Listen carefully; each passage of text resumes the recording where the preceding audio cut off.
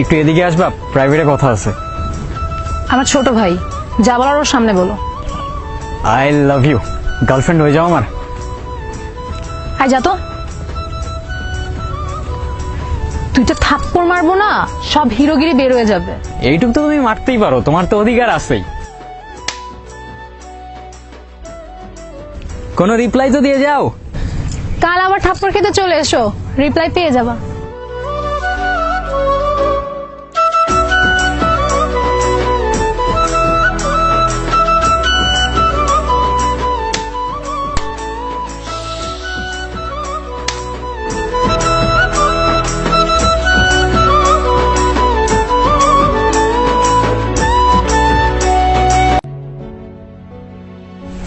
কি সমস্যা কি তোমার?